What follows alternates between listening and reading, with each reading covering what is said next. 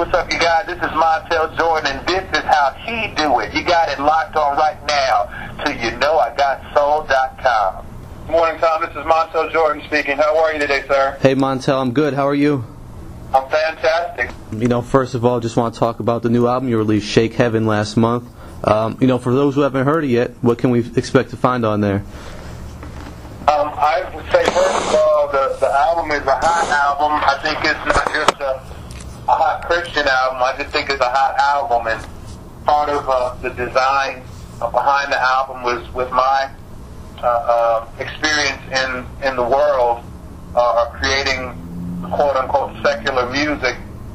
Part of what I wanted to bring to the table of me making kingdom music is the quality of production and quality of sound that someone that listened to the same way a Christian or a non-Christian will listen to regular music. I want to make sure that the music that's being created has the same appeal that would draw in believers and non-believers alike, that they would just like good music. Yeah. And so that's the first thing, that you would hear an album that didn't sound like anybody skimped on production or on finance, that it's just a high-quality recorded album. Okay. And at what point did you decide, to do this gospel album? It wasn't a decision to do a gospel album. It was really a decision to go into ministry, and that just came from a journey, really a lifetime journey that came to a head last year through a series of fasting and praying, and my wife and I coming to the conclusion that it was time that God was calling us into full-time ministry. So there was no decision to leave R&B music and start doing gospel music. Honestly, I don't even think the Shake Heaven album is a gospel album. Okay. I think it's just an expression of Christian music, the best way that I know how to try and translate my love for God with the church that I'm at and that I'm a part of, with so many different cultures of people, to just create a world album of worship that everybody would be able to gravitate to. All right, cool. I read, in another interview you did, that your goal is to take back the music. Now, is that a message, you're kind of trying to send to other artists out there? No, I don't think it's a message. I think it's just what we're doing. I think that all things that are good belong to God. And so I think people like to say that, well, that's the devil's music. And I don't believe that. I believe that if something is good, I believe that it comes from God. And so from that standpoint, I think that we can pervert music to be whatever we want it to be. I believe love songs come from God, but I believe we as humans can pervert those love songs and turn them into lust songs. Yep. And I know that for a fact because that's what I used to do. Yeah. I could have created a really good love song, when I was a secular recording artist, but there were things that I wanted to do to make it more appealing and more fleshly. And so we take songs and good things and good gifts that God gives us to write and to create, but we turn them into what we want them to be, to function here in the world. So with that being said, taking back the music just requires people with a God-like mind and want to have the heartbeat of God and want to have to take back the beauty that God intended for certain songs and be able to translate them back into a format where God can get glory from them, even if they're not Christian songs. No, that's a very good point. Okay. Now, talk to me about the creation of the Shake Heaven album in terms of, the creative process. Was there any major differences in creating, a Christian album as compared to back when you used to, create your R&B albums? Absolutely. I think that the spirit behind a song or the spirit behind the man definitely dictates what covers the music. And here's what I mean by that. I can remember when I was recording stuff back in the world, and I would go and I'd have alcohol brought into the studio, which, funny how they call alcohol spirits.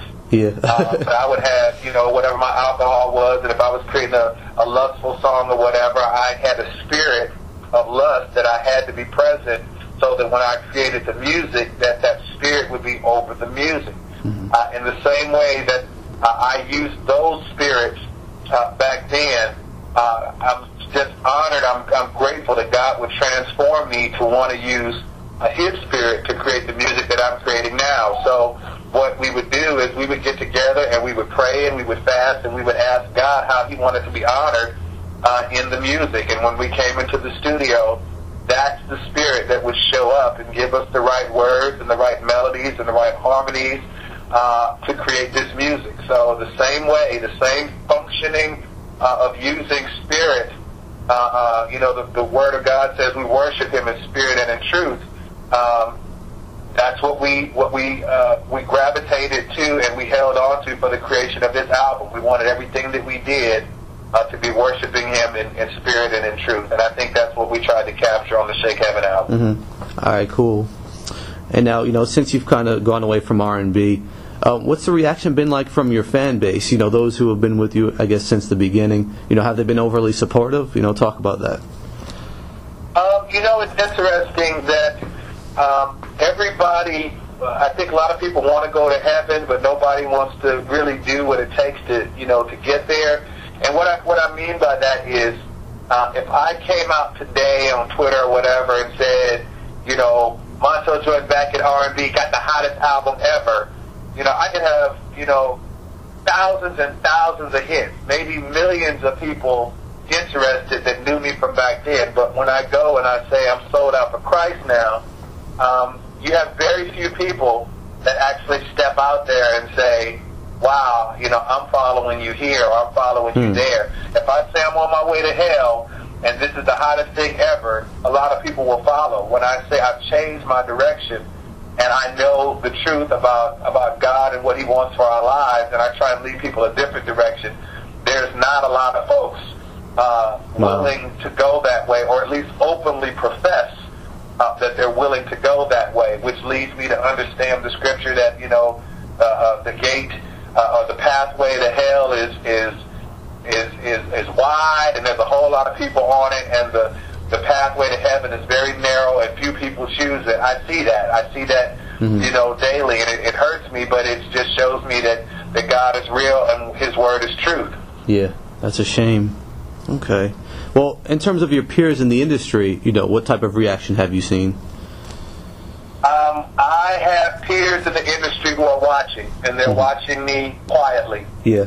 And what I mean by that is they know, they've seen the transition, and I think they're watching to see what God does in my life to probably determine what course of action they'll choose in their futures. And I can see some artists that are in the same position that I was in a year or two ago that are trying to hold on to relevancy and salvage what notoriety that they have left, trying to love a world that will not love them back. Mm-hmm. And when your time is up, your time is up. And yet, secretly or quietly, personally, I have conversations with them. They'll shoot me emails. We'll talk about God. We'll talk about the struggles that they may be going through. We'll talk about how close they are to maybe making the same type of decision. But publicly, they can't say, this is what I'm trying to do, because immediately Christians kind of have a way of, well, he's ours, or we got him now, and you kind of pull somebody into a fire maybe that they're not fully able to sustain, know. So, but a lot of our peers, they're watching, and I'll just leave it at that. Okay. Talk to me about someone who I know you came up with musically, and you've worked on music with some songs for other artists with him, and that's Shep Crawford. I know he's gotten into pastoring, recently. Just talk about your relationship with him. Shep Crawford is one of my best friends ever. He's my god brother. Like literally, we grew up together. We made music together. We still make music together. Mm-hmm. I just spoke to him the other day. We have a great relationship and friendship. He is pastoring now. I'm music pastoring here in Atlanta.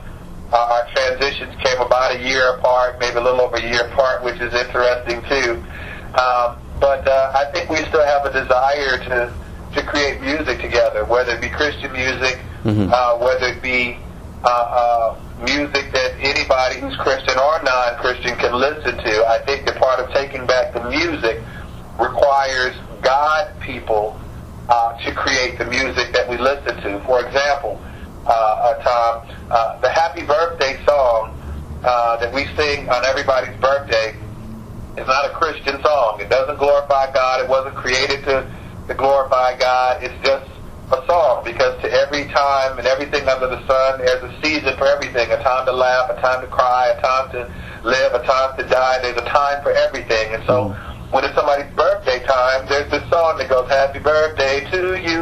It doesn't glorify God, but yet somebody wrote that song. Somebody wrote a song, Twinkle, Twinkle, Little Star, How I Wonder, that lullabies kids to sleep, and it'll be sung forever. Does it glorify God? No. But does God get glory from it, depending on who wrote the song or created it, and for the purpose that the song was created for, to give a child peace when going to sleep? I believe it does. So with that being said, I believe that the same way we need birthday songs, and we need lullaby songs, and we need wedding songs, we need laughter songs, we need party songs, there's a time for everything, and in that, it requires God people with God's agenda to go back and create those songs so that we have an alternative to the songs we use in our daily lives. Okay, wow. And what's anything that you miss most about, performing your old style of R&B or that whole lifestyle? Is there anything at all? Nothing. Nothing?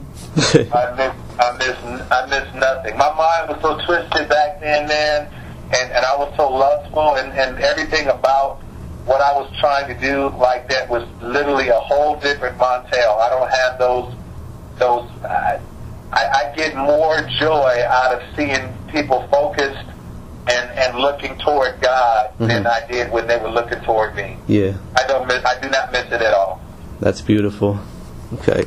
Actually, if you don't mind, I wanted to ask you about a song you wrote for another artist, if you don't mind speaking on it. Deborah Cox is Nobody's Supposed to Be Here. Just want to just get some background on what you remember most about creating that song for her. Nobody's Supposed to Be Here. What I remember most about creating that song, and I've said this I think before in a past interview, was that it wasn't originally written for her. The song was originally written for Patti LaBelle. Oh, wow. And so a lot of the words in the song were crafted specifically because of, I thought the song was going to go to Patti LaBelle. So in the second verse, when I say in the song, this time I swear I'm through, but if only you knew, that if only you knew is from a song Patti LaBelle had, if only you knew. So I was playing off of words from her song to try and make sure that she knew that the song was crafted, for her. So that's probably the biggest memory that I have about creating it, is that we wrote the song for Patti LaBelle, but when Deborah Cox breathed life into it, I mean, we knew it was for her, and it was her time, and I love her dearly for breathing a life into a song that hopefully will be a timeless recording. Definitely is. And one more, if I could, and this is another #1 single you wrote, and that's Cisco Was Incomplete. And Shep gave me a great story about that. I'd like to hear your point of view on that one. We wrote that song for Michael Jackson. I don't know if he told you the same thing, but with Cisco, we wrote that song and had Michael Jackson in mind, about a guy who literally had everything, but without the girl, that his life would be incomplete still. And so the song sat around probably for a year, maybe a year and a half, before anybody even came to record the song. And it was very cool that at the time Drew Hill's lead vocalist Cisco was going solo, and we got an opportunity to record the song on him.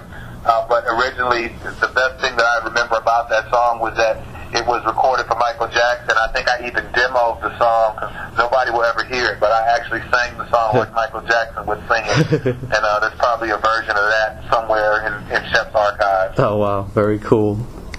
And just one last question for you. Now that you're done with R&B and have left it in the past, what is Montells Jordan's legacy in R&B music? Because you've had so much success. So what do you view your legacy as?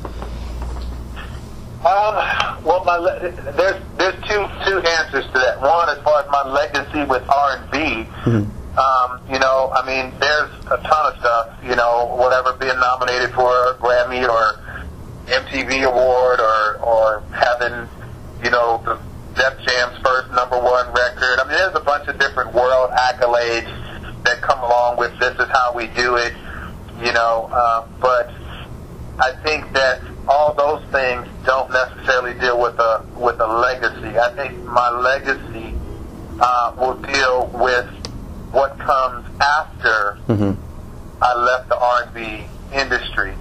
See, because you know, part of my decision to leave the business was, if I were to die, you know, what would people say? And for me, they would say, "Oh, Montell Jordan, the guy that did This Is How We Do It, you know, had a #1 song, he died." Yeah. And I did not want my life's work to be summed up as the guy who did This Is How We Do It. So what my legacy is now, I believe, is the guy who did This Is How We Do It, and then, you know, it's the and then that I'm concerned about. Yeah. And then he retired and went into full-time ministry and recorded this many albums, and this many people got saved, and he spoke to this many people and changed this many people's lives. That's what I'm concerned about. My legacy is the and then. Yeah. Okay. Cool. Yeah, I like that answer. And anything you'd like to add? No, that's it. I just, as many people as possible, to go and get the Shake Heaven album, because I think it's a beautiful piece of work. It's not just me. It is truly my writing and production, but it's really showcasing and introducing the next generation of worship leaders. And it's not worship as usual. When you crack that album open and you listen, it is not your typical worship album. It's not copying. It doesn't sound like anybody else's album. And I love the fact that Victory is trying to create its own new sound here.